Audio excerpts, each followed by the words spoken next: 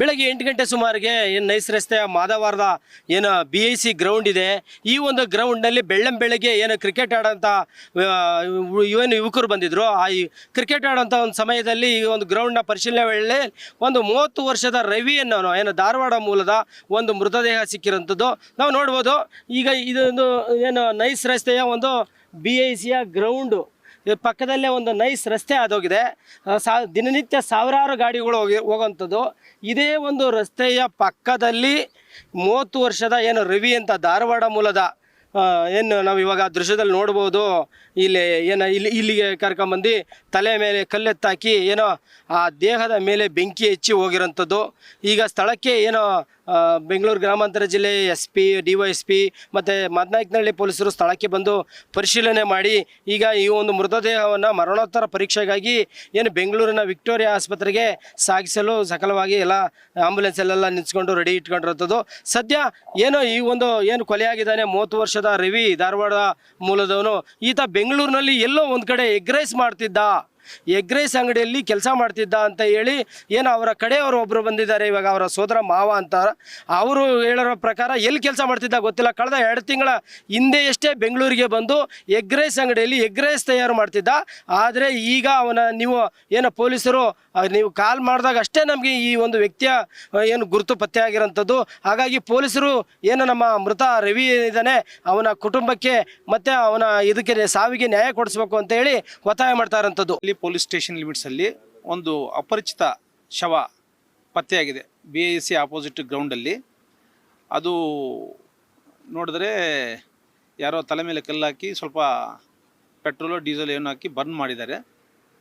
ಅದು ಮೃತದೇಹ ಈಗ ಹೆಸರು ಮತ್ತು ಆತನ ಎಲ್ಲಿ ಕೆಲಸ ಮಾಡ್ತಾನೆ ಅನ್ನೋದ್ರ ಬಗ್ಗೆ ಪೂರ್ತಿ ಮಾಹಿತಿ ಸಿಕ್ಕಿದೆ. ಅವ್ರ ಕುಟುಂಬಸ್ಥನ್ನು ಕರೆಸಿದ್ದೀವಿ. ಇದು ಯಾಕಾಯಿತು ಏನಾಯಿತು ಅನ್ನೋದ್ರ ಬಗ್ಗೆ ಸಂಪೂರ್ಣವಾಗಿ ತನಿಖೆ ನಂತರ ಗೊತ್ತಾಗ್ತದೆ. ಮತ್ತು ಆತನ ಮೊಬೈಲು ಸಹ ಸ್ಪಾಟಲ್ಲಿ ಸಿಕ್ಕಿರೋದ್ರಿಂದ ಇದೇನು ಸಮಸ್ಯೆ ಆಗಲಾರದು. ಮಾಹಿತಿ ಸಿಕ್ಕಿದೆ, ಕ್ಲೂ ಸಿಕ್ಕಿದೆ. We will investigate and finalise the investigation. ಇಲ್ಲ, ಇದ್ರ ಬಗ್ಗೆ ಇನ್ನೂ ಏನು ಮಾಹಿತಿ ಸಿಕ್ಕಿಲ್ಲ. ಮೃತನ ವ್ಯಕ್ತಿ ಮತ್ತು ಅವ್ರ ಸಂಬಂಧಿಗೆ ಸಿಕ್ಕಿದ್ದಾರೆ. ಈಗ ಯಾವ ನಿಟ್ಟಿನಲ್ಲಿ ಇದಾಗಿದೆ ಅನ್ನೋದ್ರೂ ತನಿಖೆಯಲ್ಲಿ ಗೊತ್ತಾಗ್ತದೆ. ಅಲ್ಲಿವರೆಗೂ ಏನು ಮಾಹಿತಿ ಸಿಗೋದಿಲ್ಲ. ಬಟ್ ಕ್ಲೂಸ್ ಅದು ಡೆಡ್ ಬಾಡಿ ಐಡೆಂಟಿಫೈ ಆಗಿರೋಂಥ ತನಿಖೆಯಲ್ಲಿ ಸಂಪೂರ್ಣವಾಗಿ ಅದರ ವಿವರಗಳನ್ನ ನಾವು ಪ್ರತ್ಯೇಕವಾಗಿ ನಿಮ್ಗೆ ಮಾಹಿತಿ ಕೊಡ್ತೀವಿ. ಸರ್, ಪ್ರಾಥಮಿಕ ಮಾಹಿತಿ ಮತ್ತು ಮೇಲ್ನೋಟಕ್ಕೆ ಏನು ಅನಿಸ್ತಿದೆ ಸರ್? ಇದು ಯಾವುದೋ ಒಂದು ವೈಷಮ್ಯದಿಂದನೇ ಆಗಿರ್ತಕ್ಕಂಥದ್ದು ಮೇಲ್ನೋಟ ಕಂಡು ಬರ್ತದೆ. ಯಾವ ವೈಷಮ್ಯ ಏನು ಅನ್ನೋದು ತನಿಖೆಯಲ್ಲಿ ದೃಢಪಡ್ತದೆ. ಸರ್ ಹೇಳಿ ಸರ್, ಎಷ್ಟು ಗಂಟೆಗೆ ಗೊತ್ತಾಯ್ತು? ಸರ್, ಬೆಳಗ್ಗೆ ಇಲ್ಲಿ ಕ್ರಿಕೆಟ್ ಆಡ್ತಾ ಇದ್ರು ನಮ್ಮ ಹುಡುಗರೆಲ್ಲ. ಇಲ್ಲಿ ಕ್ರಿಕೆಟ್ ಆಡ್ತಾ ಇದ್ರು. ಈ ಕ್ರಿಕೆಟ್ ಆಡಬೇಕಾದ್ರೆ ಈ ಕಡೆ ಬಂದೆಲ್ಲ ಅಬ್ಸರ್ವ್ ಮಾಡಿದ್ದಾರೆ. ಅಬ್ಸರ್ವ್ ಮಾಡಿದಾಗ ಹಿಂಗೆ ಒಂದು ಯಾವುದೋ ಅರ್ಧ ಬರ್ಧ ಸುಟ್ಟಾಕಿ ಒಂದು ಶವ ತಲೆ ಮೇಲೆ ಕಲೆ ಎತ್ತಾಕಿದ್ದು ಶವ ಕಾಣ್ಬಂತು. ಹಾಗಾಗಿ ಪೊಲೀಸರಿಗೆ ವಿಷಯ ಮುಟ್ಟಿಸ್ವು. ಬಂದ್ಬಿಟ್ಟು ಎಲ್ಲ ಮಾಜರ್ ಗೀಜರ್ ಮಾಡ್ಕೊಂಡು ಹೋಗಿದ್ದಾರೆ ಸರ್. ಸರ್, ಯಾವಾಗಲೂ ಜನ ಓಡಾಡ್ತಿರ್ತಾರೆ, ಮಕ್ಕಳೆಲ್ಲ ಓಡಾಡ್ತಿರ್ತಾರೆ, ಇಂಥ ಜಾಗದಲ್ಲೇ ಹೀಗಾಗಿದೆ ಸರ್. ಇದು ಆಗಿರೋದಂದರೆ ಮೋಸ್ಟ್ಲಿ ಯಾವಾಗ ಆಗಿದೆ ಅದು ಗೊತ್ತಿಲ್ಲ. ಬಟ್ ಏನಂದರೆ ಈಗ ಈ ನಡುವೆ ಸ್ವಲ್ಪ ಈ ಕಡೆ ಎಲ್ಲ ಕ್ರೈಮ್ ರೇಟ್ ಜಾಸ್ತಿ ಆಗ್ತಾ ಇದೆ ಸರ್.